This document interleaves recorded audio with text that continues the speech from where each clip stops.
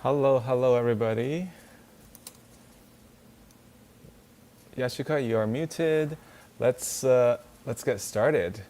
Thank you so much for coming to our Global Hack Week API Week stream. This is Fast, Fun, and Furious, creating a trivia quiz API with FastAPI. Hello, everyone. We have Yashika with us today. You might have seen her at some of the other streams and mini events and engage with her. And I'm just so excited to introduce to you Yashika. This is going to be an amazing stream, the very first technical stream. I know you put so much effort into it. Without further ado, I'll let you introduce yourself. Thank you so much, babe. Hi, everyone. Thank you so much for joining. Pretty excited for this session and workshop today. I was reading comment section and some people were mentioning Python as their favorite language, and we will be using that today. For those who have not been using Python, pretty good opportunity to get started with it. So let's get started. Hi, my name is Yashika. I am a technical program associate at Major League Hacking. I've been a pod leader, admission specialist, running many events, and doing all sort of contributions. And this is my first technical stream. That's the fun fact for today. And I am pretty excited. If you would like to connect, these are my socials on the left-hand side, and I will let we introduce. Yeah, everyone's comment, hi Yashika, in the chat. My name is Wei. If you haven't met me, I'm a coach here at Major League Hacking. I'm pretty active on Discord. I also work with the MLH Fellowship team as a technical program associate, just like Yashika. We've been working together for quite a few years now. And a fun fact about me is I just snatched a new domain name, Wei.me. If you look on the left, I already have Wei.sh. So please let me know which one I should stick with moving forward. I now have both. So let me know in chat what you think about them and if I should get anything else.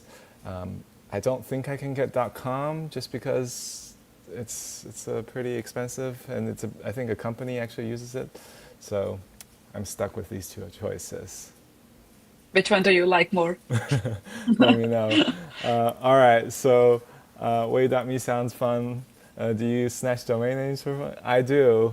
I do snatch domain names for fun.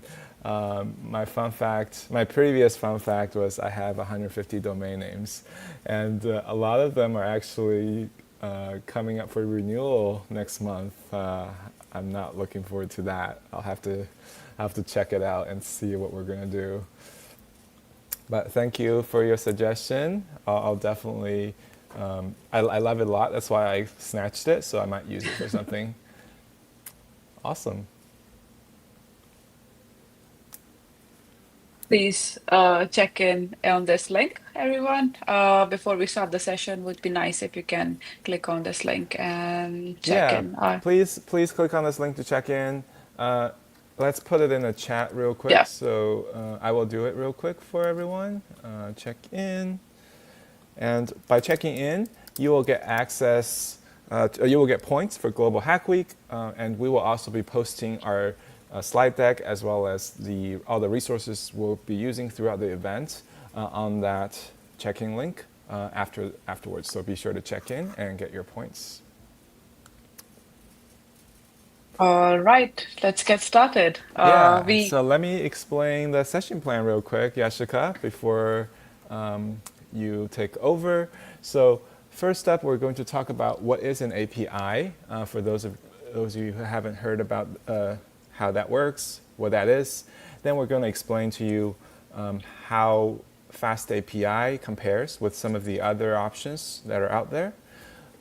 Then I'm going to go into a very thorough demo with everybody. You can follow along, beginner friendly, setting up the FastAPI development environment, also using Swagger to document and visualize endpoints so that you can interact with them. And in the end, our amazing Yashika here will do a very awesome demo on how to create an interactive trivia quiz API, so you can interact with a quiz bank. So if you have any questions, please let us know in chat. I'm going to switch the banner right here. Just let us know if you have any questions, drop them in chat. We'd love to help you get those answered. Now, I'll hand it over to Yashika. Thank you, Wei. Absolutely. Let us know if you have any questions or any comments. Just write them down. So before we dive into Fast API and actually start building the project, let's talk about what an API is. So since this is the Global Hack Week API theme, you might have heard this in the past days as well. But just as a refresher, the API is basically application programming interface, and think of it as this way. It allows different softwares to talk to each other. So uh, in layman terms, think of it like that. Let's say you go to a restaurant and you want to order something. So when you order something, you're sending a request. So think of it as sending API requests. And then after ordering your food or your meal, you get the response, you get the order back. So think of it as the API returning the response to you. So it's basically just a way that the software interact and perform the functionalities for you. One example, I think this is quite pretty common example, is the weather app. You can call the weather API and it can show you real-time info. So that's basically what the API is. When we actually do the development, we also use the term interchangeably with endpoints. So we probably will use that during the session today. And when we mean endpoint, we also mean the API. We'll talk about that later on. So let's go to the next one. What is Fast API? So we talked about the API. We understand what the API is, but Fast API specifically, what is that? So since, as we mentioned before, we are using Python today, and Fast API is a modern framework, a very fast web framework for building APIs using Python. Very convenient, very easy to learn, and definitely faster than the other two comparatives, Flask and Django, that we will talk about now. But on top of that, Fast API also offers type hinting, which we will be covering in the following in the following slides. And it's also async ready. So just to give a bit of introduction to what async is. So async here means asynchronous calls. So when we compare Fast API with Django and Flask, which are the other two frameworks also in Python that you can use to build APIs, Fast API has native asynchronous support. So think of asynchronous as in making concurrent calls or making concurrent API calls to do some functionality. So we have a native support for that with Fast API. With Django, we have that, but Django was not originally built with the asynchronous support. So even if it supports the async calls now, it has some restricted latency. And Flask doesn't support that natively. It needs async IO for that. But we will not go into asynchronous calls today. We will keep the demo quite simple and straightforward so you can follow along. Yeah, and before we continue, we do have a question in chat. Does MLH have a group or a chat channel? So if you would like to join in, this is a Global Hack Week API week that we're running right now, a week-long hacker festival. If you would like to join in, please go to this Discord server. We do have our MLH community there, as well as let me just post it real quick. I already posted the Discord channel and the Global Hack Week website. So if you head over to Global Hack Week website, you'll get all the information along with the schedule, all the sessions, and a lot of information about the event. All right. Sounds good. Yeah, Yep. definitely join the Discord. We have all the announcements and the whole community is there. So a good way to network, learn, and stay up to date with the latest things happening. All right. So that's about the async calls. Let us know in the comment section if you want to go a bit more in details on that, or if you have any specific questions on that. But coming back to the comparison, so all three of these frameworks that you are seeing now could be used in Python to write API calls. But as I mentioned, Fast API has the fastest speed if we compare with Django and Flask. We talked about the async support already. For the packages, so really important for building real world applications. For Django, we have a lot of robust web apps, also because Django has been around longer than Fast API. Flask compared to Django has less, but Fast API has the least in all. But at the same time, when you get the advantage of faster speed, async support, amazing documentation, and all the other things, we can definitely accommodate the lack of packages by finding some libraries or external connections. That's totally doable. When we talk about popularity, Django is most popular also because it has been around for longer, but Fast API is catching up to speed really quick, especially because of the speed and the features that it's offering. It is getting really popular very fast, and in the past few years, I think it has been a very close competitor with Django as well. When it comes to learning, Django is a bit hard to learn, also because it has a lot more components. That move around. So it might be a bit difficult with the learning curve if you just start out with Django initially. Flask is quite easy, but in my opinion, I think Fast API is the easiest, also because of the documentation. Yeah, I've always been scared of Django. I did try Flask. It was pretty good. And after trying Fast API, I don't think I'm going back. Absolutely, that was my sentiment after using Django for a couple of years. Definitely. All right, excellent. Yeah. So we have talked about the benefits of Fast API or how it compares with the other two frameworks, but why exactly Fast API? Some of it is something that we covered already. But basically, just to mention again, if it's not obvious yet, it's super fast. We have a question here. Mr. First and Second Day. Yeah, what do you mean by async IO? So I believe in the previous slide, some of the are during in the comparison, the second row here, uh, under Flask, it says it needs async IO support. So I believe Karti Kaya, please pardon me, is asking what is that and how does that make async support possible with Flask? Uh, Not to go too technical here, let's keep it very minimal. It's basically since Django has already some restricted latency but support for async calls, and FastAPI already has it.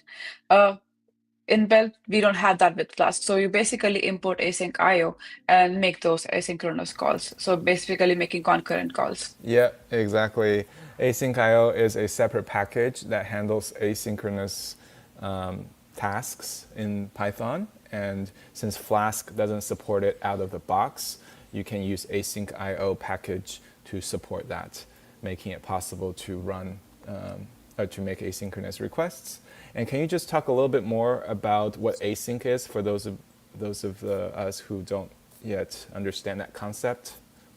Yeah, sure. So let's say you want to build an application where the API calls they don't depend on each other. You want the API calls to run in parallel. So let's say you have an application and it has quite high load, and the endpoints need to run parallelly.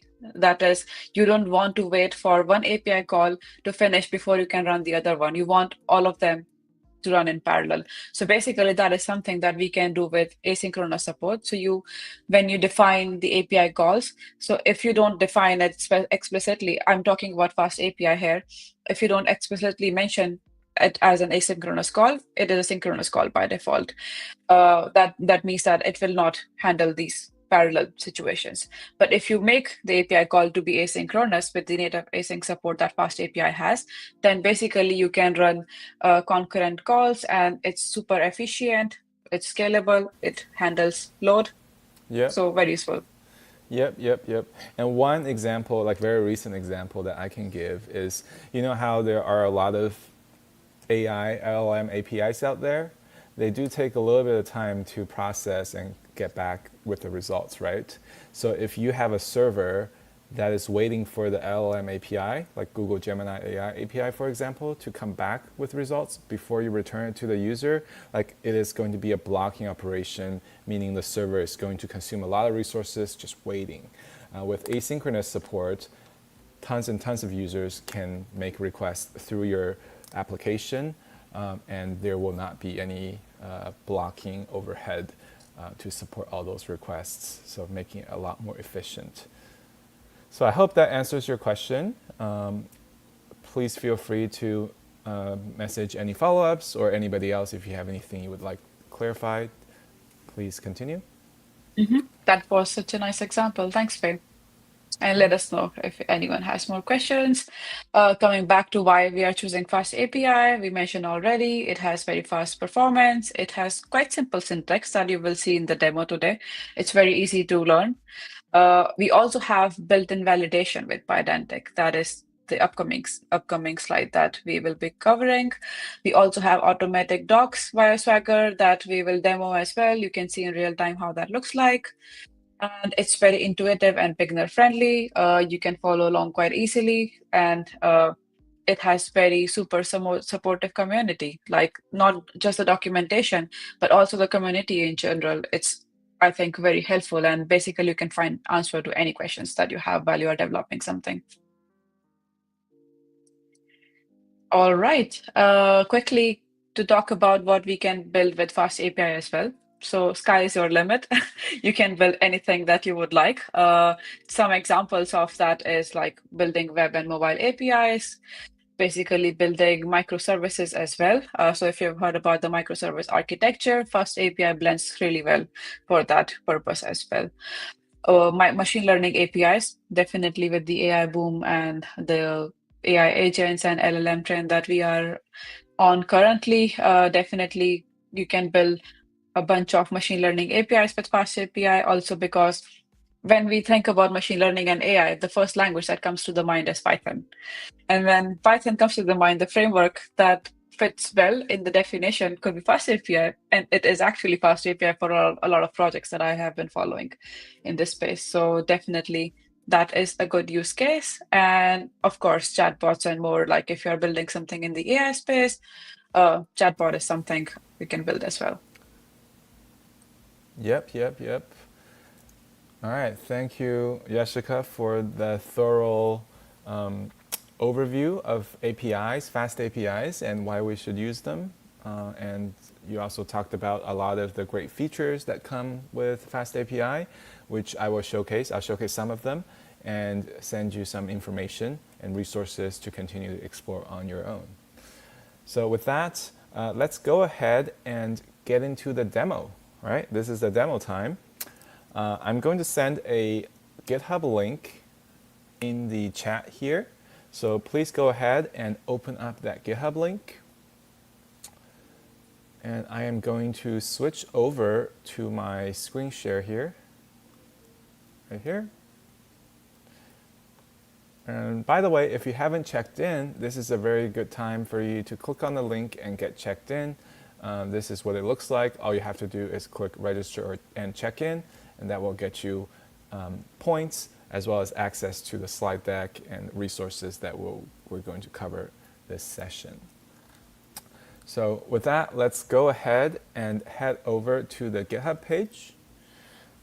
I'm going to ask a question to the crowd. Please let me know, yes or no. Have you heard of GitHub Code Spaces? Give me a yes or no, and I will go ahead and explain what it is. So this is a very awesome, very awesome tool for developers, especially students. All right, thank you so much for letting me know you all have heard of it. Thank you.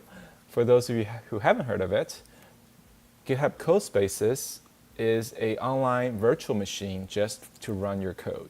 It's a workspace in the cloud, right? So with Codespaces, everyone can get their own piece of the cloud. And what we're going to do is spin up a code space on this repo that I sent, okay?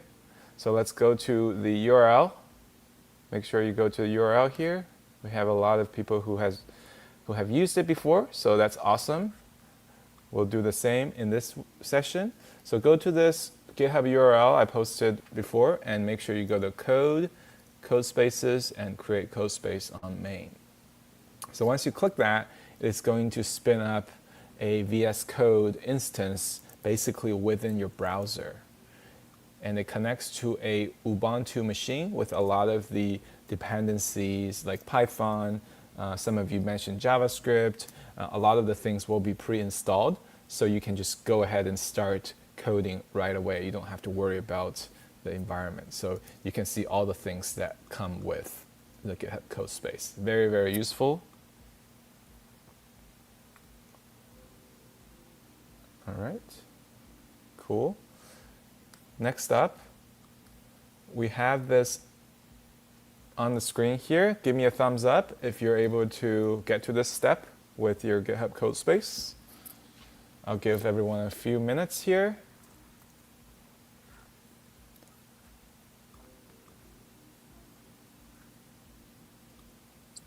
Also, let us know if you want to zoom in a bit in the screen, or this is fine resolution for everyone. Let us know in the chat what you prefer. I'll post the URL one more time so that those who joined a little bit later can also get access. Excellent. So we got a few folks who have let us know they're all good to go. I appreciate it very much. Okay, so this is all right, zoom in a little bit. Let me go ahead and do that. I'm gonna stay at this zoom level so that we can still see quite a few lines of code without having to scroll. If that looks good, let me know. Thank you so much for the thumbs up, everybody. I appreciate it. All right. So on the left in the repository, you'll see two files. One is the README file, which we're looking at right now, with a basic description of what the repo is. And separately, we have a questions.json. So for this first demo, we won't use this piece of code, this JSON file. We'll let Yashika demo that when she creates the trivia quiz API. All right, excellent. Thank you for the confirmation, everybody in chat. Okay, and then next up, I'm actually going to send you a very, very useful page on FastAPI. So this is the FastAPI official documentation, and we're going to follow some of it at this session. You don't have to look at it right now. I'll look at it with you on screen, but I'm sending the link regardless, so you can keep a version of it, keep a tab open for the future. All right, cool. So let's look at the docs real quick. The first step to using FastAPI is to install FastAPI. And we can do that using this command, pip install FastAPI standard. Since we already have Python installed, we don't have to worry about that. We can just type in this command, which I'm going to send in chat here. You can also install using pip install FastAPI if you don't want some of the standard packages that come with. For simplicity, we're just going to follow the official guide and install the FastAPI with the standard packages. And once I click paste, we have to allow pasting on the browser for it to work. And just like that, all the dependencies are now being installed.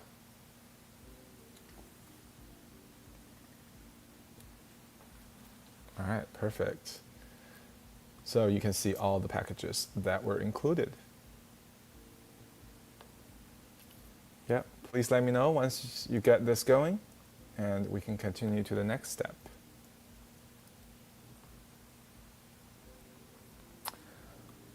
All right, how do you allow pasting? Very good question. So on the browser, once you hit Control V to paste or Command V on Mac, the browser will show a little pop-up on top left here that says, do you want to allow pasting? Just make sure you click allow.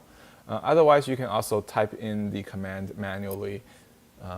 But if I recommend allowing it so you don't have to do that every time. All right, we got a few people letting us know they are done installing all the packages. All right, we do have a question here. How did you get to this page? So we actually first went to the GitHub repo here. We clicked code, and under code spaces, we clicked create code space on main. So just make sure you do that, and you can scroll up in the chat to find the GitHub repo. All right, Thank you very much. All right, we got a couple other folks who told us they are done. Excellent, appreciate it. If you need more time, just let us know in chat, but we're going to continue for a second here. Now, let's go back to the tutorial and go to first steps. We have our dependencies installed. We're all good to go. We can head right into the first steps. All right, we got so many of you following along. It's great to see. We're going to learn so much in such a short period of time. You'll see how easy FastAPI is to get started very quickly.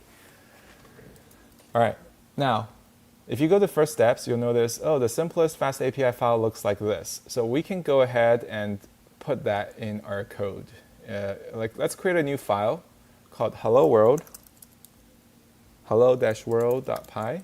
We'll use that for our demonstration here and paste that in. It might be a little bit difficult for us to send multi-line text, so I'll just send this URL from which you can copy the code.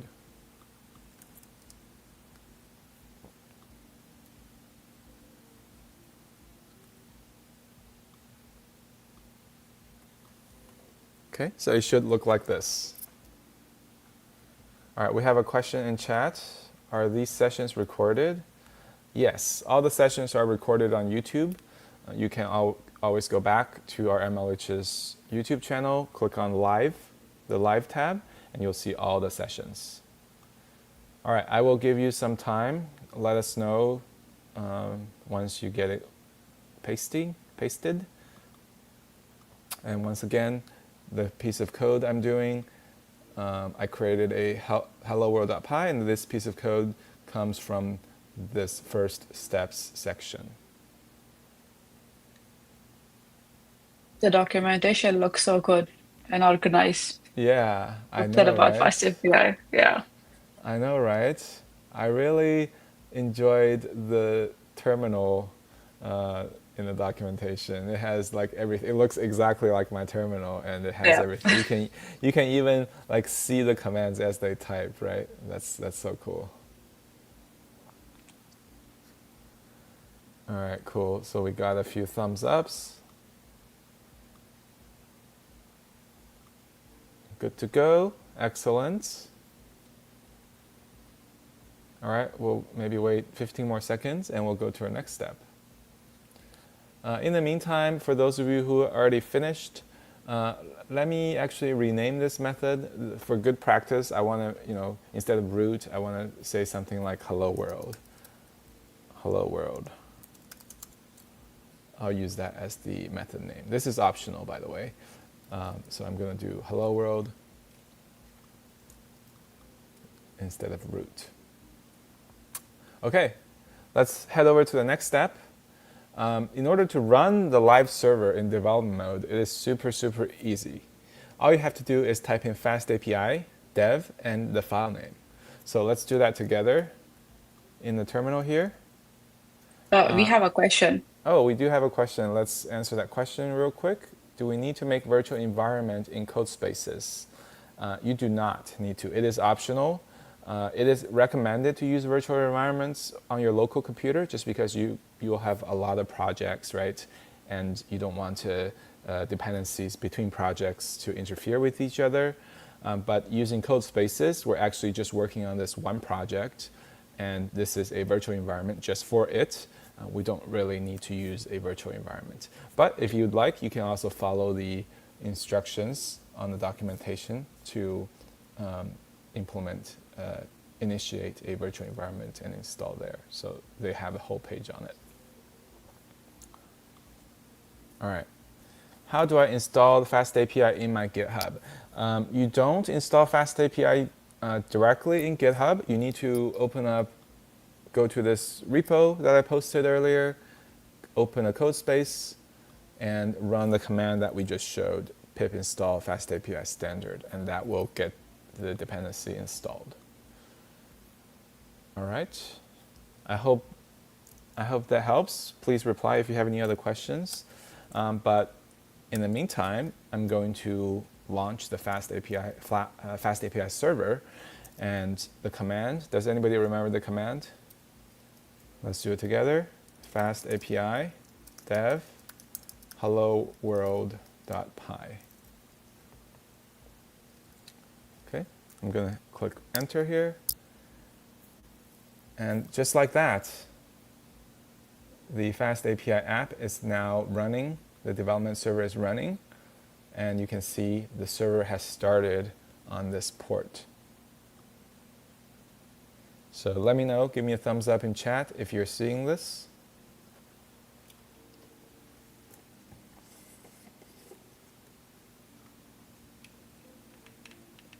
This is one of the amazing benefits of GitHub code spaces is when you run things locally on the code space, they actually expose this as a URL for you to visit. You can access it directly.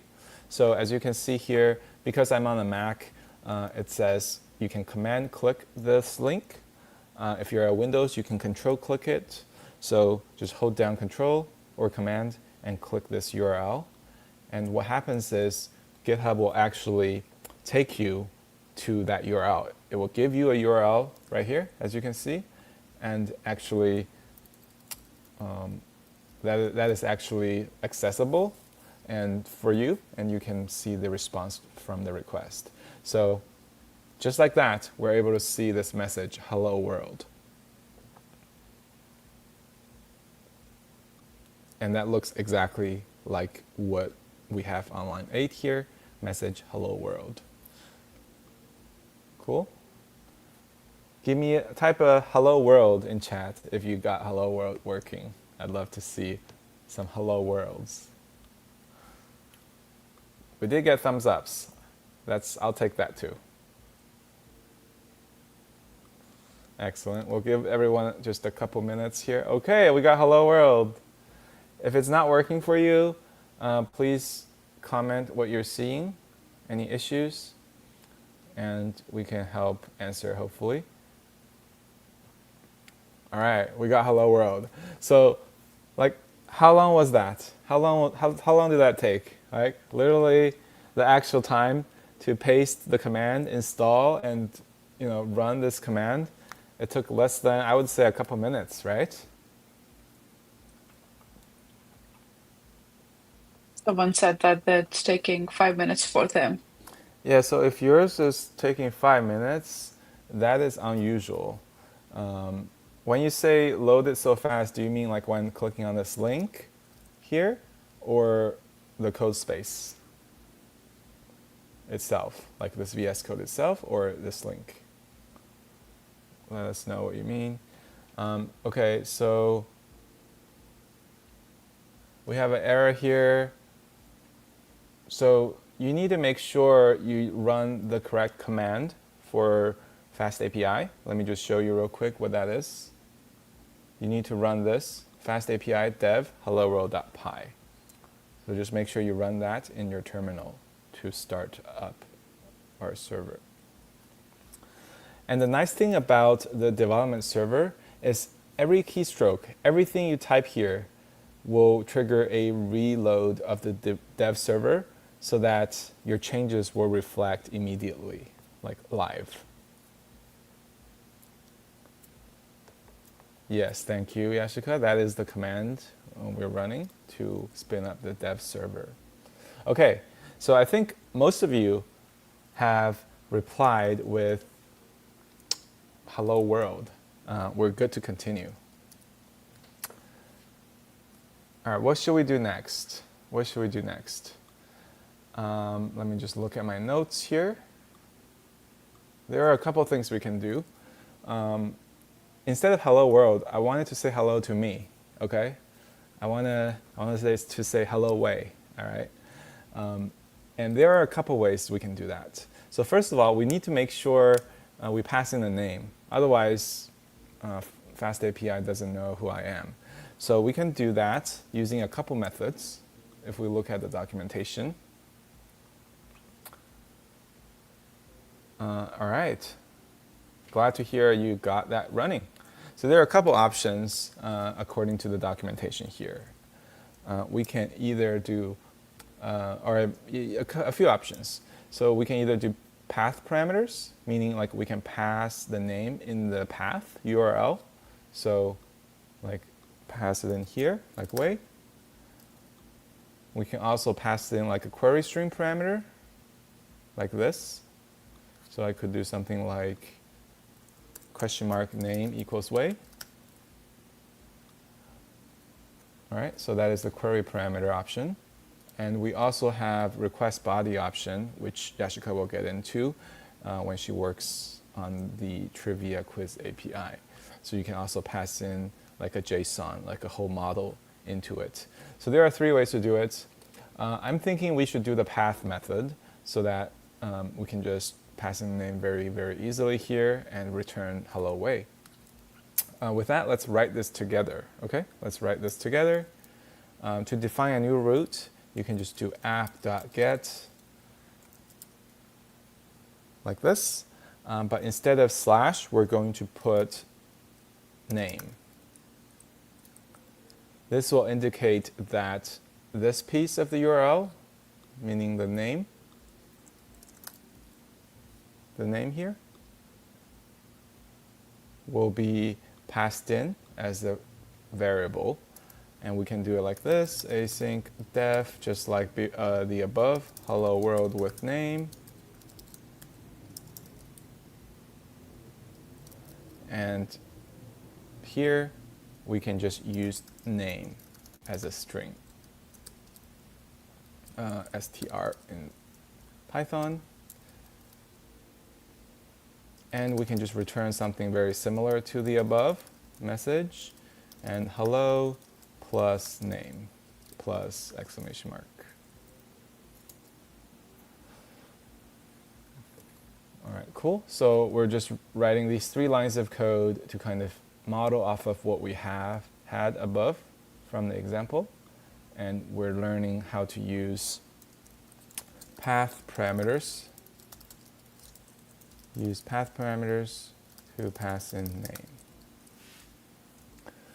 And as I'm typing, you can see a lot of console messages are spewing out. This is FastAPI's dev server in the works. It's actually reloading the hello world.py application every time I type a keystroke. Yeah, so you don't have to run it again. So once you run the dev server already, you don't have to run it again, and it will already fetch your changes as you type them. So quite convenient when you are continuously coding. It's quite annoying if you have to go to terminal again and again and run the dev server all the time. Yes. Yes, I definitely can feel the convenience right here. Now, once you have this method working, or not working, but typed out, let's try to see if it works. We can go to the URL that we previously opened and just type in your name at the end after the slash. Okay, so we have a hacker here. You just restarted the server, and it works now. Okay, great. It must have been a one-off issue. I'm glad it got fixed. So if I do /way, and you can see, hello way. It works great. So if you don't mind, can you copy this output and post that in chat so I know it worked for you? And I'll just switch back to this tab so you can see what I typed in here. All right, in the meantime, we have a question. After entering the pip install FastAPI, what is next? So what we did was we created a hello world.py, and you're looking at it right now. It has some sample code. We just added this method to get, or to pass name in the path parameters. And we ran the FastAPI command, FastAPI dev hello world.py command to spin up the server. And yeah, hello Wei, okay. Hi Wei. Everyone's saying hi to you Hello. now. Hi Wei. Hi Sar. Someone got a Hi 404. Sar. Yep, I see. 404. So this is very important. When you're going to the URL, make sure you're typing in slash your name, okay? Make sure it's slash your name. So first, if you go to the, you can restart the server, all right? So we're gonna restart the server. I used Control C to stop and restart the server using this command, FastAPI dev hello world. And if you're able to go to this URL, it should say hello world. To enter the path that I just specified here, slash name, you have to make sure you match that exactly so that the path routing matches them up. So I can do slash.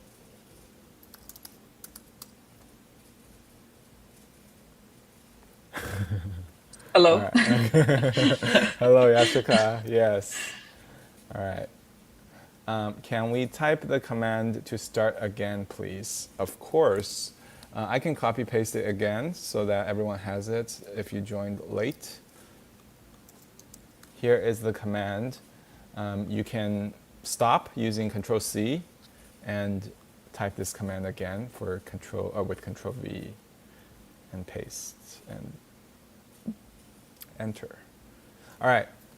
Looks like a lot of you have gotten very good success. Let's continue with our next step. So this is so useful, right? We can now create endpoints. We've created a couple endpoints. Let's take a quick look at our slides. There's one other thing. If you're seeing detail not found, typically it means you didn't specify the route correctly, or you didn't enter the correct route when you're on your browser. So you have to make sure they match exactly, and just double check this piece of code here. We will be sending this at the end of the event, so you'll have access to it from the check-in link. Okay. All right, excellent. Had to restart. Perfect. And just keep in mind, we're using FastAPI dev, not run, okay?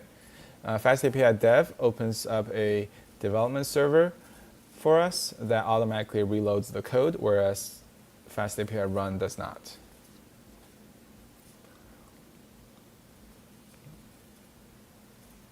Cool. Cool, everybody.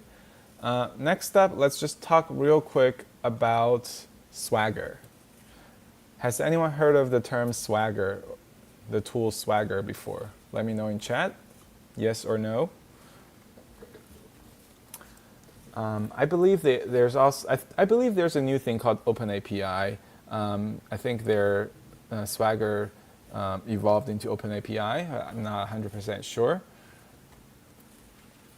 Yeah, Open API and Swagger, they are sometimes used So, interchangeably. okay, all right. Thanks for clearing that up for me. So the very nice thing about FastAPI is it has built-in Swagger support. All right? I see some folks in the chat have never heard of it. Some of you have heard of it or used it. But I want to know, type in chat, do you like writing documentation? Let me know. Do you like writing documentation when you're working on code and working on a project? Never heard of it? That way you came to the right place. But do you like to write documentation when you're writing code? All right. No, dislike it so much. That's kind of like a double negative. I don't know if you really like it or not. All right, no, not at all. Actually, yes. All right. So we have a little bit of something for everybody here. So the nice thing about Swagger is, FastAPI, is it generates Swagger definitions automatically. And it starts off with a very basic documentation. And then if you would like to make it better, if you are VoIP, you can go into it and add so much shiny things, so much extensive documentation to it. But just the fact that FastAPI does it automatically with the basic version really helps people understand and interact with endpoints. So let's go back to my computer here, and we can look at it together. And if you haven't seen this before, this might be very interesting to you. So if you notice here, our server started at port 8000, but we also have the documentation started at the same port /docs.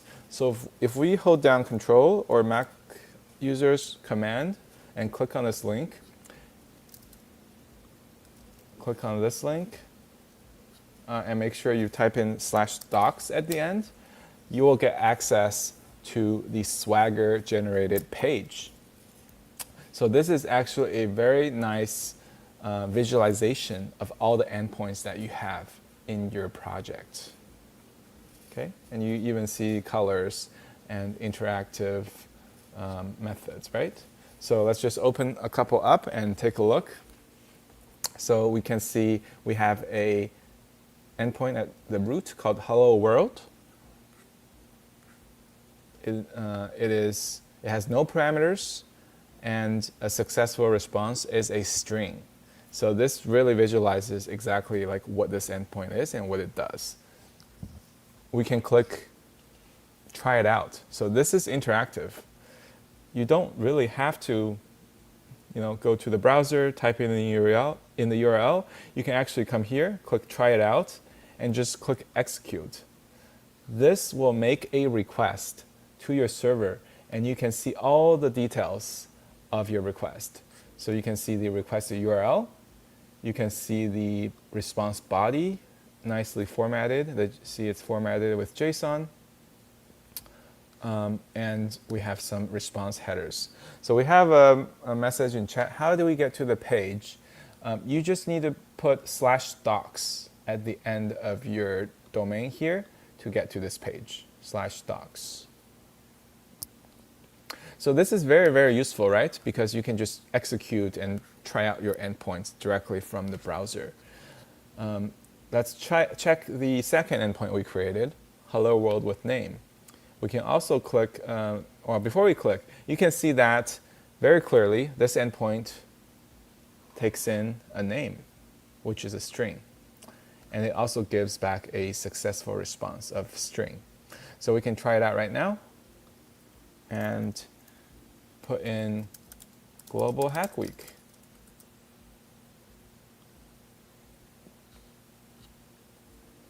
And just like that, you can see the request was executed and we got a response, Hello Global Hack Week.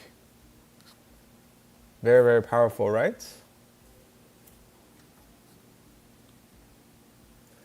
And all of this comes free with just by writing the application code. But there is more.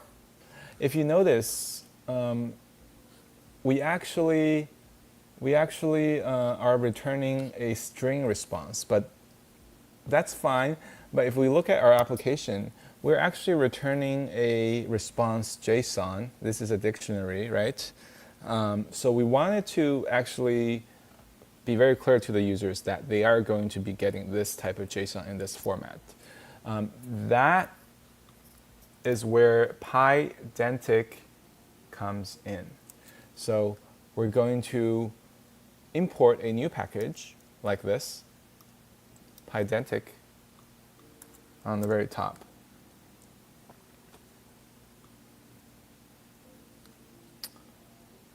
And we're going to create a new response model. So we can create a new response model like this, a class. We can call it, since it's a message, we can call it message response, but you can pick your name. Message response. And the key thing here is you need to put in base model.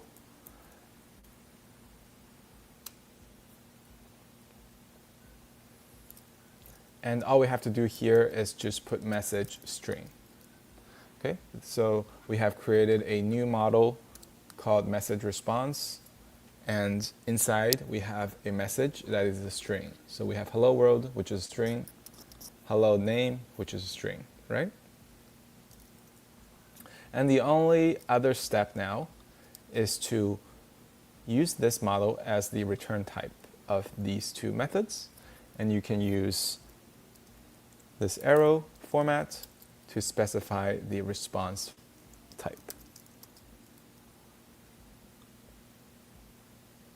Okay, just to summarize, we imported Pydantic base model. We created a message response model, and we set the message response as the return types for these two endpoints. And I just clicked save. And all we have to do now is go back to our Swagger documentation UI, refresh, and everything is picked up automatically. You can see instead of just a simple string, our 200 successful response now clearly defines the JSON, which has a message of type string. So that just makes it so easy for people working with your API to be able to tell exactly what they're trying to send in and what they're trying to get back, what they will get back from these endpoints. Yeah, so that is a very powerful feature. What does everyone think? If you like it, let me know in chat. Or if you have any questions, please let me know. This is such a nice way of also having multiple fields in the response as well, right? Like we have a JSON and we can clearly see different fields there. Yes, yes. You can clearly see what fields are specified and returned. Quick question here. Can you go back to code and repeat what the class does again? All right, so we're creating a model. Maybe Yashika, you can explain a little bit. What does this class do? Sure. So as we were showing earlier, that when we went to Swagger, we were seeing that the return type was string. Even if you see on line number 18, the return type that we have here is a JSON or a dictionary. So that was not getting picked properly unless we specified this class. So what this class right now doing is it's mentioning what is the expected type for the response for the API that we are creating. So we named it message response. You can name it whatever you feel like. And we are inheriting base model there. And then we have the field that we expect to see. So in our case, we expect to see message, and the data type that we want it to have is a string. So we just specify it there. In more complex cases, or if you want to have more fields, you can have multiple fields under the same class. So for example, message string, and then title string, number, integer, whatever you feel like, you can just expand it to your needs. And when you do that, when you go back to Swagger, you can see now the response type is not actually a string, but the JSON as we expected with the field that we want. So it clearly mentions that the response that is expected is going to be a message in the string format. Yeah, thank you for that explanation. You can also see that a message response object is now defined in Swagger with message string in this format. This is very, very nice because other applications, if you're working on a front-end application, for example, you want to work with this endpoint, all you have to do is to import the Swagger definition, and it will recognize what the response is going to look like. And if you're using TypeScript, there are tools that will allow typing all of your schema objects from OpenAPI as well. Can you show with a few more fields? Yashika, do you plan to have a few more fields in your demo when we work on the trivia quiz API? Yes, we will have a few more fields, so we will Yes. see it there. Yes, we will be getting to it very, very soon. Excellent. Very good question. Does anybody else have any questions? Or if you're all good, please give me a thumbs up so we can continue.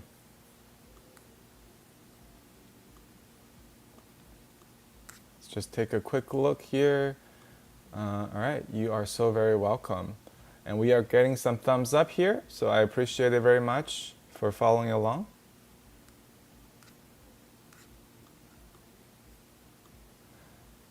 All right, very cool, very cool. So for those of you like VoIP who likes writing documentation, feel free.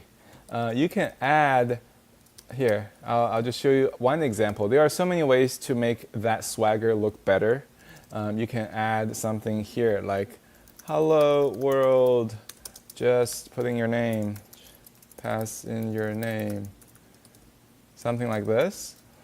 And I believe it will be picked up right here. Isn't that cool? So anytime you want to write more documentation, you can always add information here for people to look at. Very, very easy. Okay, tried understanding Swagger, but I have no idea. Can you explain it in a simpler manner? Of course. So let's say you have an application with a lot of endpoints, right? If you have an API, nobody knows what they do. They have to look at your code line by line. Okay, you'll see, okay, I have this route, and it does this, and it returns this, and I need to pass in this. That is a huge problem, right? Before Swagger, that was a huge problem. That just imagine if you're trying to integrate with APIs from another company. Like they don't have Swagger. They have to write out all the things themselves, maybe in a Word document, and send it, email it to you, and you have to integrate it. That's a huge hassle. With the introduction of Swagger, they make it so simple that they have a standardized way to define all your interfaces, all your endpoints, so that anybody, any company, any person integrating with your API can just pull that in and know exactly what endpoints you have, what things they need to send in, and what they will get back. So that is a very, very easy way for applications developers to communicate with each other, also for applications themselves to communicate with each other. And Swagger is platform or language agnostic and framework agnostic, meaning we're using Swagger here, but if you're working on an Express application, you can also generate a Swagger documentation and integrate with other applications. So I hope that explains it a little bit. If you need more help, feel free to ask again at the Q&A section at the end, or message us on Discord. We'd love to chat with you more. All right. With that, we are just an hour into the session. Let's continue with my slide deck here so that in the interest of time, we'll continue. Next up, we're going to create a Trivia Quiz App API with FastAPI. So this is the main part of our demo. We want to show you how easy it is to use FastAPI to create an API fast, okay? Love that. Okay, yeah, so that's what we're trying to do here. So when thinking about, like brainstorming about like Trivia Quiz API, like what are some core things, like the key things we'll need for the purpose of the demo, right? What are the key things? So like one thing that jumped out on me is you need to be able to get a new question, a new trivia question, right? Since we're developing an endpoint, we need to have a way to get a new question. And once we get a new question, we need to be able to answer the question. So that's where the second endpoint comes in. There are a few different HTTP verbs in the HTTP ecosystem. We have get, post. Those are the two most common ones we'll cover in this session. So get is what you just saw, like when you try to get a page, get a message, you can use the get endpoint. And if you want to send something, you want to maybe submit something, submit a form, submit a trivia answer in this case, you can use the post endpoint. And I have proposed a endpoint here, trivia/answer/question ID, and then the post will include a JSON or like the body. In the body, it will have the answer and maybe the username so that we know who's answering the question. Because with trivias, right, you have to know who answered the question and you need to give them points. So that's the third endpoint. That comes to that brings us to the third endpoint, which is the get the leaderboard, right? I want an endpoint that returns the overall leaderboard with the user and the points that they have. So that way we can know who has the most points. What does everyone think about this plan to create a quiz API? All right. I think we're good to continue. So I'm going to actually hand it off to Yashika, who's going to show us exactly how to build that API very, very quickly. She will pick up exactly where I left off. And you have the floor, Yashika. Thank you, Wei. Thank you very much for the introduction to Pydantic, Swagger, and all the things that we will be using now. In the meantime, if you have any questions, please leave in the chat, everyone. Yeah. Can you just zoom in a little bit for the Yes, of audience? course. Should Awesome. be good to go. So since we covered most of the part already about running the code and running the server, I will not be covering that. I already installed FastAPI, so it should be good to go. Let me give you the overview of the questions.json that we have here. By the way, this should be available to you in the repository that we shared earlier. I can share it again with the Yep. JSON. If you're following along in the code space, it is a file on the left under File Explorer. You can get access to it. But if you are just starting out, you can go to this URL to get the full JSON file and download that. Yep. And as you can see, as we mentioned, on the code space, you can see it on the left-hand side here. So let's see what this file contains.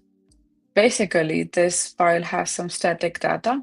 Overall, we have 25 questions here for the trivia that we are going to demo now.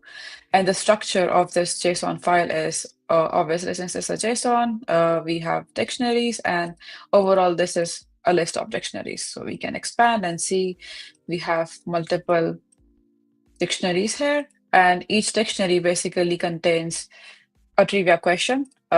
So we have an ID for that question, we have the question itself, we have the answer related to it, and the corresponding points that you get. So this is the static data that we have for the demo purpose right now. But when you're building your own project, you can definitely incorporate an API that will render you live data. So for example, any open source API, which you can use and fetch the data directly from there. For the demo purpose, we will just go ahead with this small data set now. I hope this was clear. Let us know if there's any question. So now let's go ahead and create a file where we will put our trivia logic in. Let's call this main.py. Usually it's a good practice to call the main file where you have all the logic in Python to name it main.py, but you can name it whatever you feel like. Yep. And if you're still running the hello world.py FastAPI server, feel free to go to your terminal and press Ctrl+C to terminate it. And once Yashika shows us how to create the main.py file, and after it's ready to go, we can run a dev server again on this file. Yep, I will just ignore this recommendation for now. And first things first. So since this is FastAPI, the first thing that we need is FastAPI. So let's go and import FastAPI, just how we saw in the first part of the demo. We will import FastAPI here. Just do it like this. And then once this is done, let's do the next step, which will be initializing our app here. So let's call it FastAPI, FastAPI. We initialize it here. And now we can leverage the JSON file that we have here now. So this is like some Python basic logic that we will be doing now. So before going to the API part, let's see how we can fetch the data from this JSON file. So fetch data from JSON. So we will write some Python logic. So with open, and then we will pass our file name here, which is questions.json for us. And we will open this file, and then we will just store all the questions that we have in questions here. So basic Python logic, JSON.load f.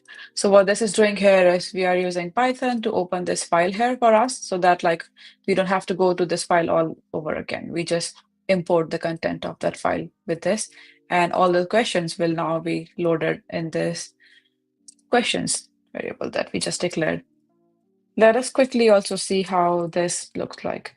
So let me try printing questions, and let's print, let's say, first two questions.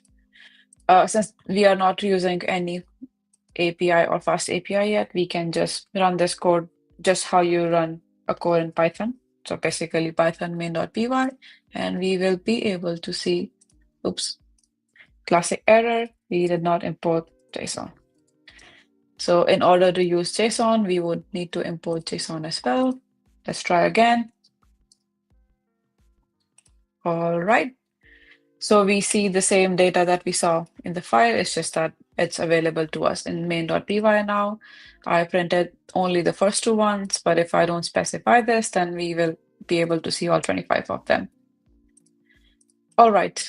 So we have our questions ready. Everyone following us so far? Questions? Let me know if you have any error or any questions. All right, so let's go on the API part now.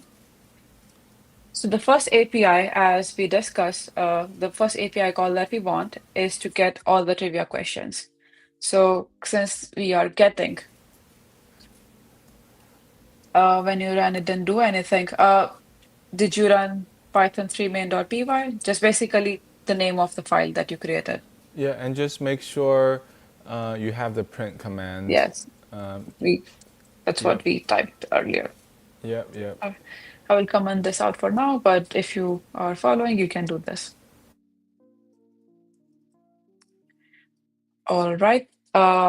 So the first API call that we want is to get all the questions fetched from the trivia.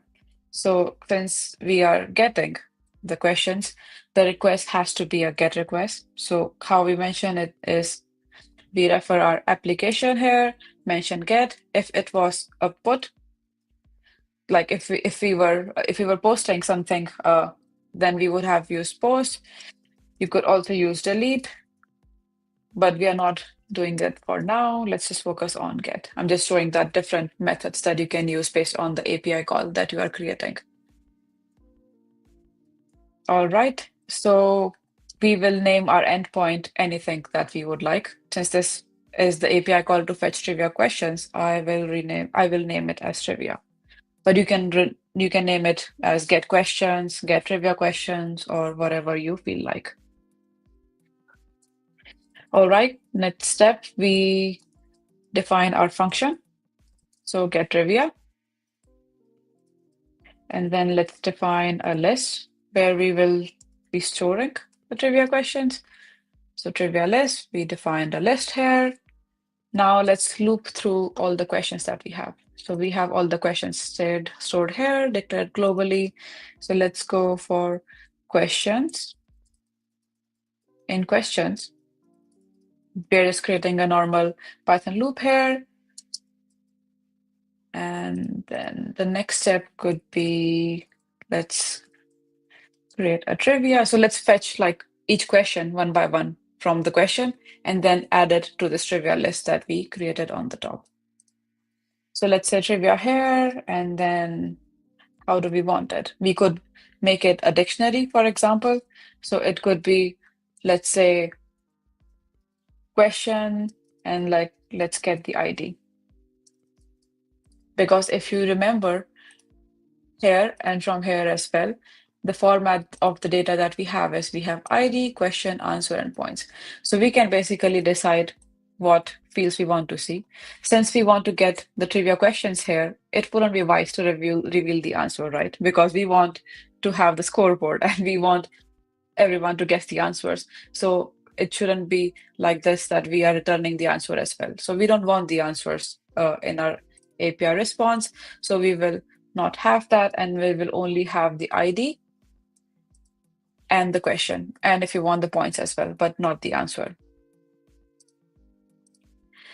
So since we talked about Pydantic, I want to introduce you how we can do this with a proper response. I mean, like one way of doing this is that we just define a dictionary here, like a very Pythonic way. So for example, we can specify the key. So the key is ID, question ID. Similarly, we can also have the same thing for the question. We can do it like this. Just do some indenting here. So we can have like a question and then fetch the question from the loop. And similarly, you can do the same thing with the points. So we can do the point or the score, whatever you feel like. In our JSON, we have it points.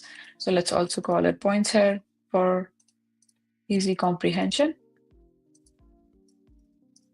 So points and getting the points. As we discussed, we don't want to return the answers, obviously, when we are returning our trivia.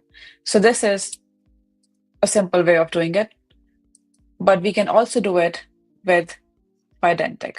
So let's just like see how we append it first. So let's say, so what we are doing so far is we open the file, we got all the questions in this variable. Then we defined our GET request. We named our endpoint trivia. The goal of this endpoint is to fetch all the trivia without the answers, just the questions, the ID, and the score related. Then we define the function. We declare an empty list, which will create all the fields with the trivia that we want. Then we loop through all the questions one by one.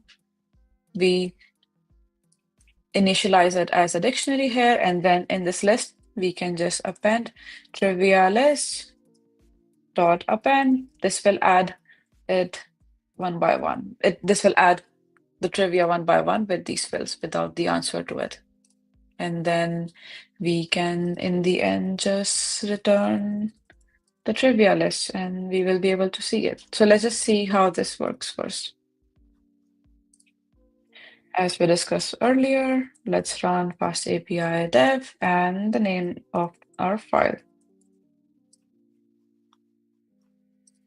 Okay, so it seems like when you I probably refreshed my code space and I have to install it again.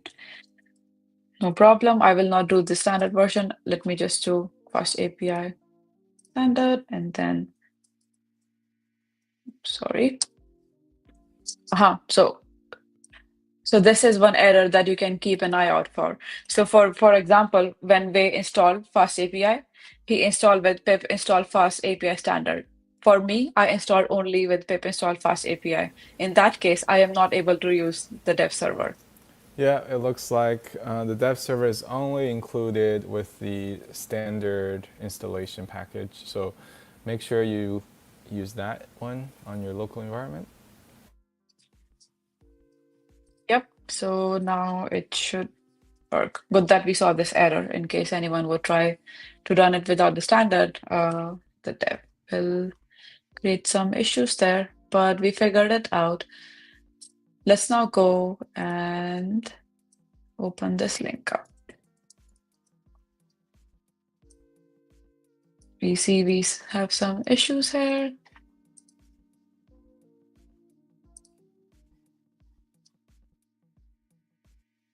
It was better if I did with that option, doesn't matter. Let's go to docs because as we discussed, Swagger is amazing and it's easy to see here. Yeah, awesome. Can you zoom in just a little bit here? Yeah, of course. Thanks for Awesome. letting me know. So you see, we did not specify any parameters or responses yet, so we don't have anything specified, but we can still give it a go and execute, and then we would be able to see the response. So we have exactly what we wanted, the ID, the question, the points, and we have all of it here. We can see we have successful response and everything works fine. But as we discussed, we can also specify Pydantic modules and we can specify what kind of response we want to have. So for us to see it more clearly, let me create a new file. I will call it models.py and let's create some Pydantic models here. So as you remember from the previous slides, we need to import from Pydantic, we need to import base models. Yep, it is a very nice way to organize the code when you have a separate models file or even a directory if you have a large set of models to just keep them separate from the application logic. We do have a question here. How can we manually stop the server if Control-C isn't doing anything? So first of all, if you're using Control-C, you need to make sure the terminal is highlighted. So put your cursor in the terminal and click on it before you type Control-C. If that doesn't work, you can always click the trash icon on the top right of the terminal to close the terminal, and then you can open it again afterwards. Hope that helps. Yep, definitely nice tip. Thanks, Faith. All right, so since we're defining our models here, obviously the first thing that we need to do is import the base model. Next, let's name our class as trivia response. And then we inherit our base model here.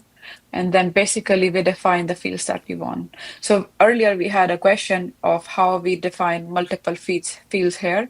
So that's what we will see now.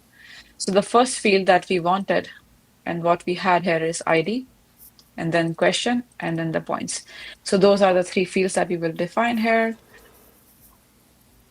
Should be string, ID string, question also string, and then points string as well. So that's how you define multiple fields.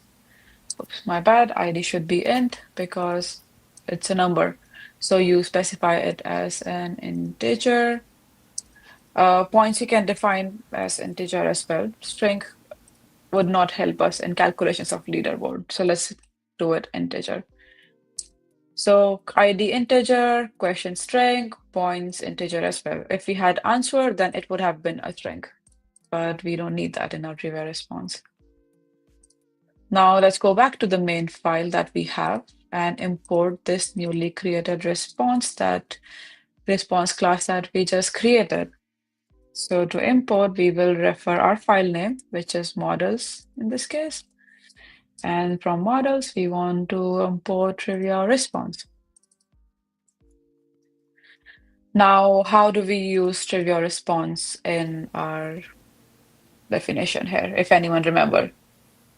How did we do that? Yeah, while everyone types out how to use the response model in this method, we do have a question. Can you copy the code for us to ease the stress? So with Twitch, it isn't too easy, or YouTube, it isn't too easy to enter multi-line code. It will get jumbled, but we do have the slide deck as well as the URL of the repo in the check-in links under resources. So if you head over there, you should be able to find this link as well as all the slide deck. We do have a question. Can you go back to the from models line on the main.py? Got the models line here. Yeah, so from models, you're importing the trivia response. And we do have an answer here from no name, trivia dash greater than trivia response. And How does that sound? that is the correct answer. That is definitely how we did it in the demo that we showed. Good job. So in order for us to have a type, Yeah, and just make sure you leave enough spaces because Python sometimes gets confused if you keep them together. One more space, and we should be good. Yep. Yep. No space in between. But, yep. Oops. Yeah. There you go. Excellent. You can. I don't think there's space in between. Yep, that's perfect. Yeah. All right. So I think we are following along, right? Yeah. If you have an extra space, then you will see an error in your terminal. So make sure that you have the spaces right, because I think sometimes it also depends on the editor that you're using. Some editors don't throw sometimes error, sometimes they do, but it's good that we are seeing it in real time so you can see. how the spacing should look like. All right, so we now have a response type, which is trivia response, the class that we just declared with the response format. But how do we use it now here? So instead of having a dictionary here, we will now use our response. So I will go ahead and instead of this dictionary, I will use trivia response. Like let me do it for comparison like this. I will comment this out so you can see how it differs. So now how we do it with the response is that, again, basic assigning trivia, and then we will use the trivia response here. Now the difference is when we were doing it with the Python without the response format, we were using a dictionary.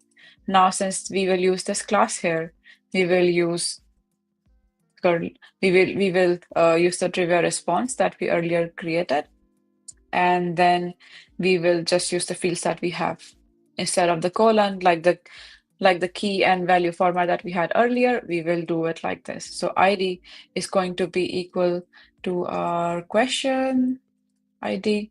So the same thing as here. The only difference is now you assign it to the field here. So you tell it basically that like what field are we assigning to which key. So ID key will have this, and then we can just copy paste the rest. So the next thing that we created was question. So question is equal to question, getting a particular question here. And the last field that we have is points. So basically having this and then having our points. So you can see the comparison here. It's almost the same, but you will see how it looks better in Swagger now. This will stay the same. We still want to append the list to trivia, regardless of the format that we're using. We want all of the values there. And now let's clear this out and run it again. All right. So now we can run it out, execute, and then see some error. Let's see what the error is.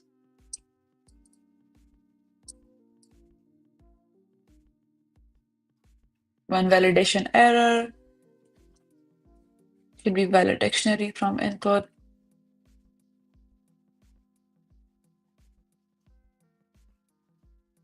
I think we are missing some typing somewhere.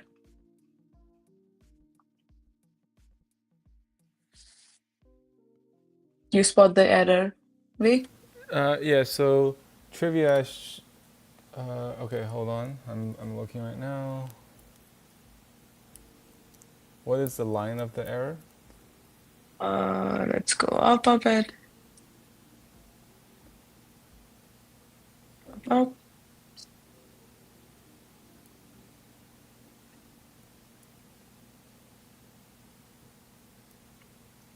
That looks fine.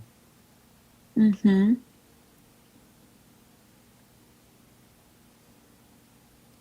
Well, that's from the last run now. Yeah, Okay. yeah. It's a lot of text there. Yeah. Validation error, serializing response. To me, seems like some question probably here Okay, doesn't, so yeah. all right, so let's just go back to main real quick. All right, so get trivia is expecting a trivia response. Are you returning a trivia response? You're returning the trivia list. Maybe that Uh-huh. is the Okay. Yeah. yeah. They found the culprit here. Yep.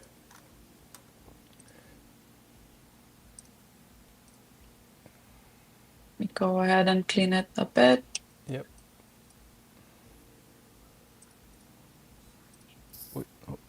We have a quick question in chat here. Yeah. We also have some Syntax error syntax looks like. error, positional argument. It seems like maybe you are doing something wrong on line number 20 to 23 then, Yeah, if it looks it's, like you need to use the equal instead of colon. Mhm. Try that real quick and see if it works. Let us know. I can actually show you one more way of like returning the response while we are here. So instead of like doing that, obviously that's something that you can do as well. You can also mention your response model in the GET request itself. So then we don't have to like worry about the spacing or the arrows, and then you just do this, and it's basically is going to show the response as well there. But coming back to the main point that we have here, so since we are returning a list here, and I was just returning a response, I have to mention that we are using a list. So now this should be fine. It might ask us to import list, so we will do that already. So from typing, import list, and then let's see now. It should reload by itself. We don't have to worry about that. Let's go here, refresh. Let's try it out again. And now you can see that we have the proper response.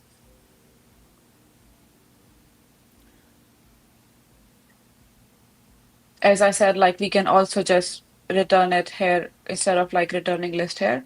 We can also just also Yep. specify response model here and just tell that we have a list of response. So both works the same way. All right, very cool. And then The changing that colon mhm, to equal did work. I always make that mistake when I switch yeah, between JavaScript and Python. So I'm so glad it worked yes, out, but I always forget about that. All right, we do have a hacker asking, could you show the import again? Okay, you're showing it right yeah. now. So Make this, yeah. sure you make sure you're importing the list from typing. And let us know if you have any questions in the chat. Like if anything is not working or if you see any more errors, let us know in the chat, please.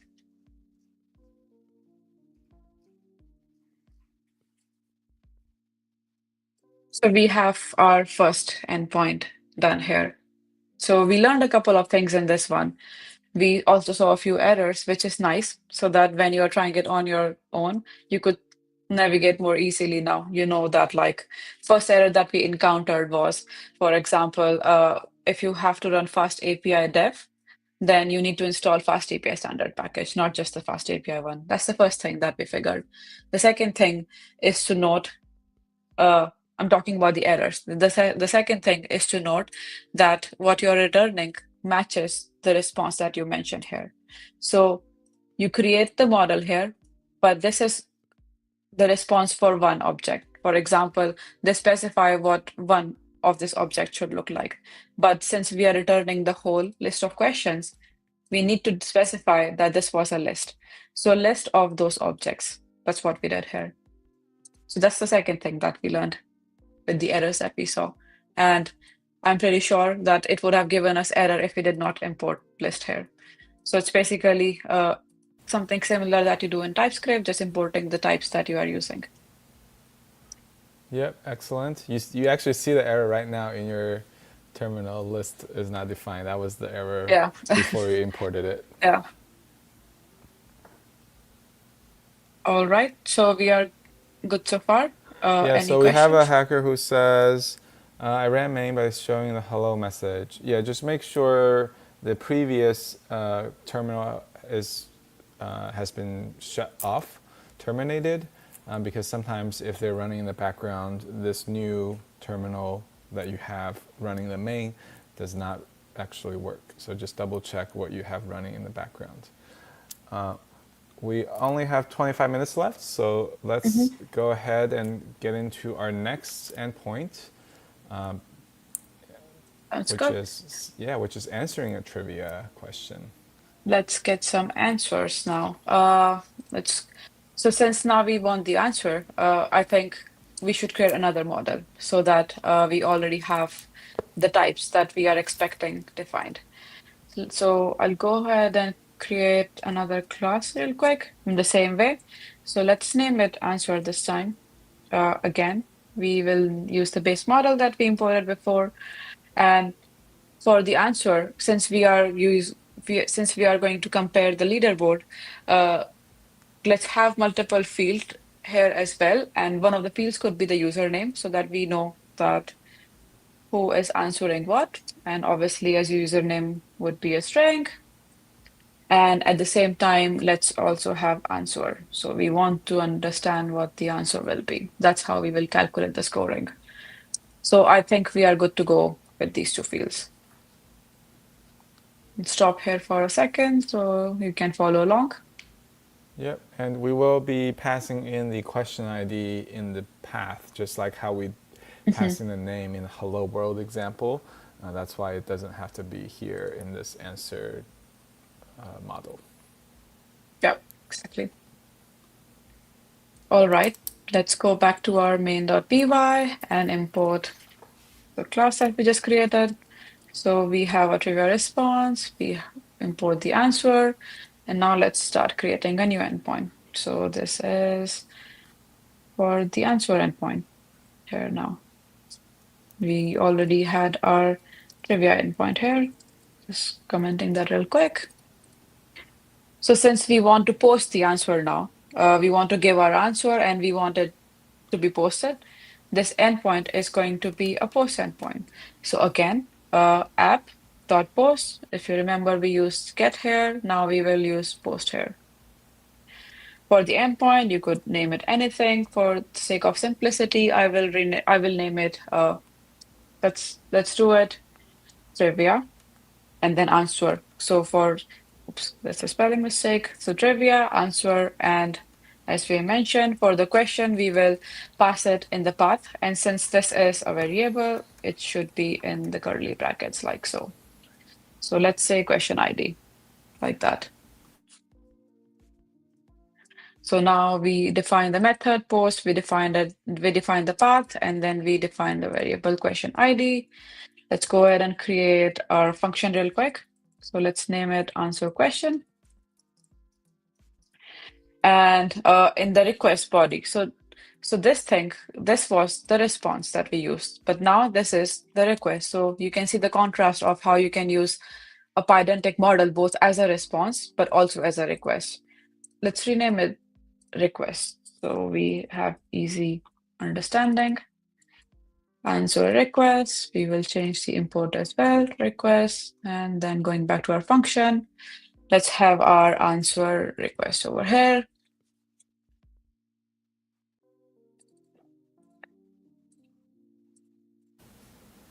My bad. Yeah, this is, let me roll back quickly because it would be easy if I just show it step by step instead of like doing it once. So let's go back. Everyone following along? Did we create this model? Please give us a thumbs up if you have already the model created or if you are seeing any errors. Okay, works. Yep. Great.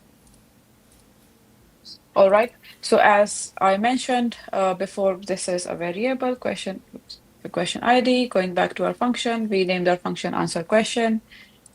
Then let's also have this here in our request parameter, the question ID, since it was an integer, if you remember, ID was an integer, we need to name it integer here, and the answer could be the answer. So what it's essentially doing here is think of it as like that. For each question ID, which is an integer, we want to post an answer which will be of this answer format.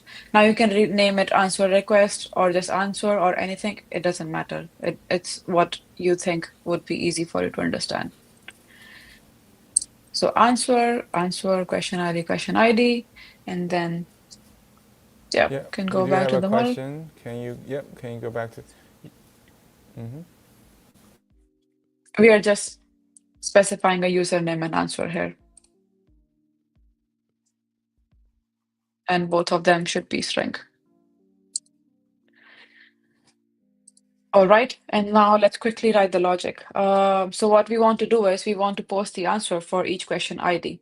Uh, let's say the question at first could be none. Let's just declare this variable as none, which means it's empty. And then let's go through all the questions for this variable that we have here. So again, for questions in questions, let's loop through all the questions one by one.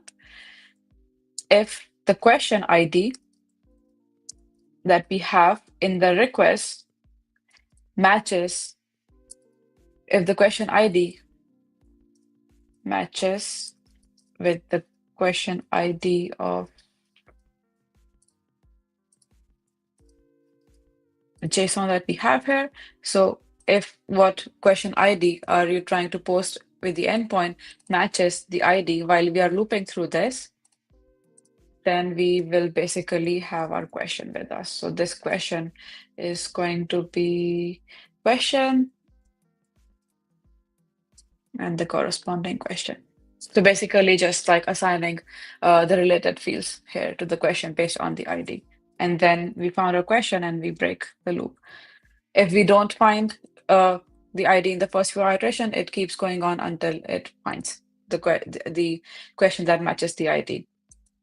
Now, it's quite obvious if like we are trying to use this endpoint and if the question ID is something that doesn't exist here. So we have question IDs until 25.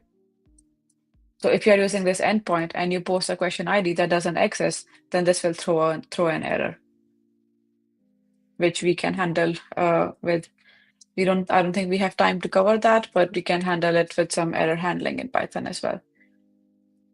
All right, now we just compare our answer real quick. So if answer, so basically this answer field from our model, if that answer matches the answer that the question has as the right answer, so we will write if answer. But one more thing is, so it is possible that when you are using that endpoint and the answer that you are putting, let's say for example this, which planet is close to the sun? The answer is Mercury.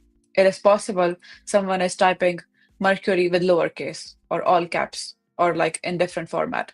So we want to make sure that when we compare the answers, we have the right format to compare. Otherwise, if let's say the Mercury here is with capital M and the answer is with small m, it will give wrong answer, but it actually is correct. So for that, we will do something really simple. We will convert everything in lowercase, and then we will do strip to take care of any spaces that might happen. And then we compare that if the answer that is provided matches with the answer that we have from the question. So also we need to compare properly with the cases, also compare it with being lower and also removing the spaces. If this is happening, then what do we want? Let's say that we have our Boolean, which is going to keep track of if the correct answer is found or not. So is correct true? Let's just compare a Boolean here. And then in the points, I will have 2 points and then questions. So this is nothing specific to the API. Mostly it's like just Python logic that we are doing. So we fetch the points from our question. So basically, if you remember, we have like the whole response of a particular question here. We compare the answer, we mark the answer is correct if it happens, and then we give the points. And then we also would have our scoreboard. We need to declare our scoreboard actually. So let's make it global because as we mentioned earlier, it will be in memory. So let's put the scoreboard as a global variable here and have it as a dictionary. So this will basically be in the format of which username has what score. Let's put it like that. We can also make it as an extra model, but in the point of time, we don't have time for that. So let's just do it like that. Then we go to the scoreboard. And then we specify, since this is a dictionary, we want to have the key as the username. So let's just have our username like that. And then scoreboard dot get answer dot username. We want the username here. Let's initialize the points, the scores to be 0 at first, and then like the more points you get, the more it will keep adding on, basically. So this is the case when the answer is correct, when the answer you provided is the same as the answer that we have in our JSON file. But if it's not the case, then the correct answer is not found, and we have to do this Boolean as false. So it's going to be false, and then scoreboard. We will use a dictionary function here, set default, and then for the username, transfer dot username, we will say that the score is 0. Oh, really? So one one wrong answer and it's Yeah, they're we are done. quite harsh with this. Yeah. No mercy. So One make sure wrong you know. answer. Yeah. Yeah, one wrong answer, you're out of the game. I'm sorry. And then we return our quite simple dictionary. We return if the answer is correct or not. Let's just say if it's correct or not. It will be true if it's correct, false if it's not, and the corresponding score. So the score here, and it will be scoreboard actually, and answer dot username. So we have everyone following us until here. Yeah. Yeah, we got a few thumbs ups. Very good. All right, great. Let's go to our Swagger now. And now we can see we have a post method here. It's nice color Wow. combination. It's green. I like it. I like colors. Yeah. Answer question. So basically you can see like this name of the function is coming from the name that we have here. So whatever you name it here, it's smart enough to get it and portray it here as well.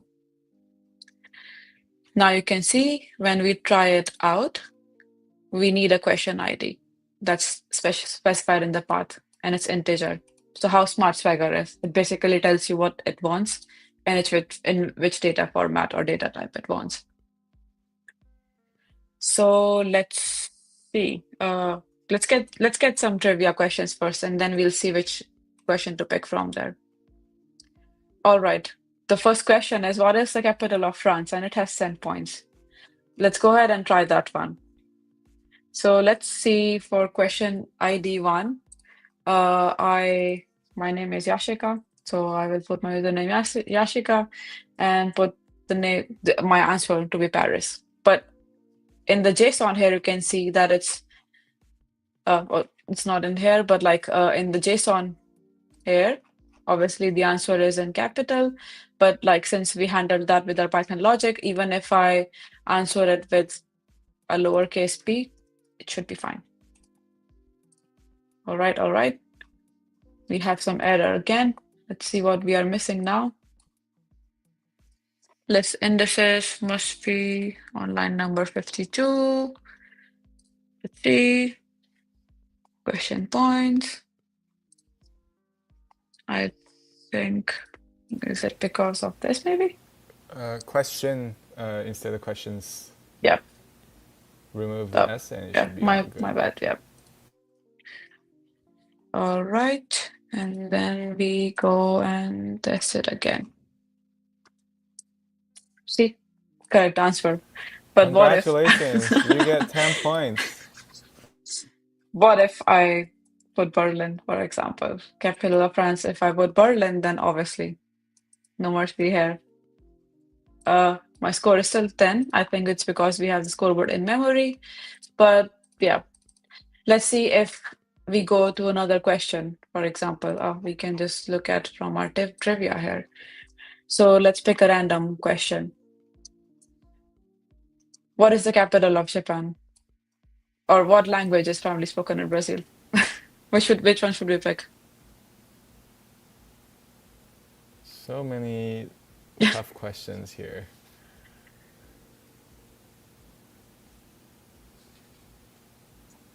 Do we have any picks from the crowd? Any picks from the. You all have the list, you all have the questions. Which one do you want to quiz Yashika on? I'm not sure I prepared for the quiz actually.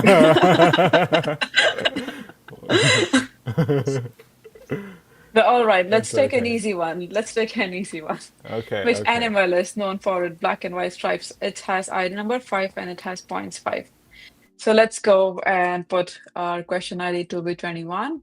Uh, just for the sake of seeing how different usernames would see. I'll put your username here. What's your answer, Vic? Which animal has black and white stripes? Uh, what animal has the stripes? It's a tough one. Yeah. What do you think about hippo? Okay. I might be right actually. Let's execute and Zero! damn, No! damn. We need a different question. We Oops. need a different question. All right. You have many to pick from. Do you know what What is the mountains? square root of 144? I like that one. Okay. So question number ID 22. Let's go 22. Yep. What's your answer? 12. Has to be 12. Okay. Let's see. Let's see. Let's see. Oh, you get five Oh, I points. got 5 points. Excellent. Amazing. So the final part of this demo was the scoreboard, but I'm not sure if we should do it given the Yeah, time we that we don't have. have to Yeah. cover the scoreboard since we already stored it. So the Yeah. way it will work is you will create and get endpoint to retrieve the scoreboard directly from the memory. And that Hmm. is in the example repo that we will be posting in the checking link, so you don't have to worry Hmm. about it. All right. Oh my goodness. Slight earthquake. Please be safe. Oh, yeah. Be Please be safe. safe. Change the code. Wrong answer. Getting points. Oh, sweet. Sweet. I want to play that one. I want to play that game. And we are all okay. Thank you so much for letting us know. Glad to hear. All right. Post the updated code in GitHub. Yeah, so Hmm. I'm going to change the banner real quick here. Yeah. So make sure you check into the event down below. Once you check into the event, you will have access to the resources, the whole slide deck, as well as the GitHub repo. So here is, this is time for Q&A. We'll just have a few minutes. If you have any questions, please let us know. Let me go ahead and paste in the link to the feedback form. Okay, let's go to it together. Okay, so once you get to the feedback form, just please select FastAPI, build an API using FastAPI in Python, so make sure you pick this one, and provide your feedback for our session. We'd love to hear your feedback. And we have a question, how do you get to the slide deck? So if you go to the checking link right here, I'm going to post that in the chat. You can register and check in. Once you check into the event, I'm going to do it right now. Once you check into the event, you should see the slide deck is on the bottom left right here. And you can open link to access it. The GitHub repo link is also on the resources slide at the end, which we will show very, very quickly. Now, surprise prize. I know some of you are here for the amazing surprise swags that Emily is just going to send over to your house. I believe using FedEx, all right? So who is ready for some surprise prize? The way to enter is easy, okay? You're going to, all right, we got some excited hackers here. Excellent, excellent. So the way it will work is you're going to post one thing you learned from this session. Maybe it's a FastAPI feature that you really liked. Maybe it is how to use Swagger.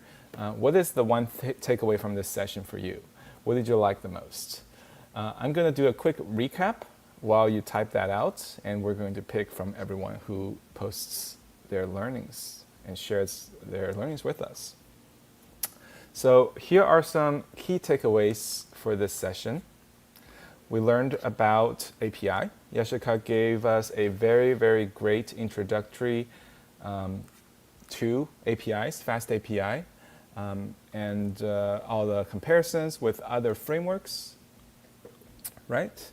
We also learned different use cases for FastAPI, and I did a quick demo on how you can set up the repo using GitHub code spaces, install FastAPI, and create a Hello World application. We also showed you how to generate documentation, type the documentation in the Swagger UI. And at the end, Yashika gave everybody a very thorough application workshop on how to build a trivia API. So we learned so much in the last 2 hours. Let me know your key thoughts here and what you learned. So please message us, comment. Have a few more seconds for you to comment what your learnings are to enter into the enter into the surprise prize if anyone wants it. So please message us what you learned. We will give everybody 1 more minute to enter, and then we will pick a comment to win the prize. Cool, cool. And love the documentation with Swagger. In this section, learned about building thank you for coming. Clean, fast docs pop up like boom. Yep. Did you generate that using AI? That is very catchy. Swagger ability to show executions and errors. Yep, excellent. So a lot of you have shared a lot of great learnings from this session.